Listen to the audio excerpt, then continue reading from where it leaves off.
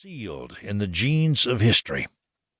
According to the verbiage of Rodney Lefholtz, then the state's prosecutor, who'd recently announced his candidacy for South Dakota Attorney General, it was one Collins Catch the Bear who had shot and killed Tollefson, and justice demanded that he be forthwith charged, tried, convicted, and thereafter permanently eliminated from the population.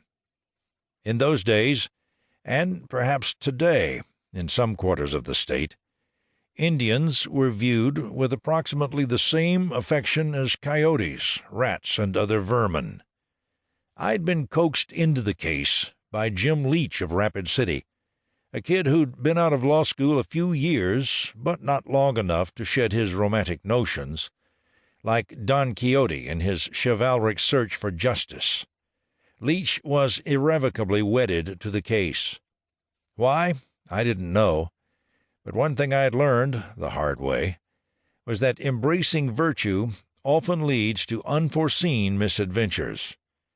Catch the Bear's trial was imminent, and Leach said he needed my help defending him. Before I take on any case, I try to discover who the client is. I want to know something about the seed and roots as well as the blossom. Collins Catch the Bear offered no remarkable history, except multiple convictions for various crimes, and when I asked him about his life, he was often unresponsive, or his answers vague. Moreover, he was unable to pay the first penny for his defense, covering not even the barest of expenses. I've long contended that lawyers ought not commit to a case unless they've been able to discover, after a charitable search, something in the client they can care about at the heart level.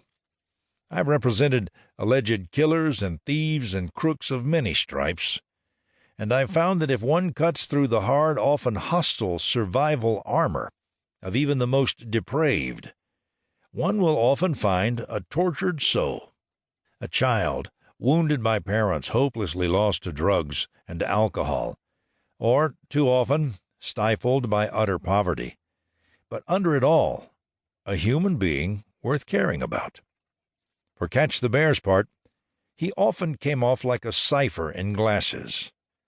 Perhaps I thought the tribal records would furnish more insights than the man seemed capable of providing.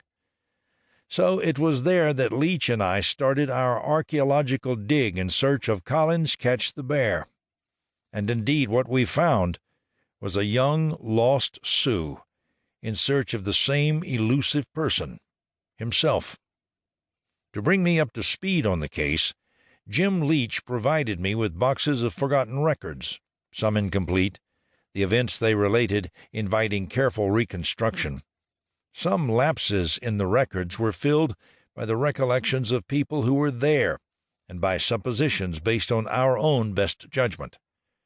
In my research, I tried to stay in tune with the requiem that seemed to accompany Catch the Bear's life.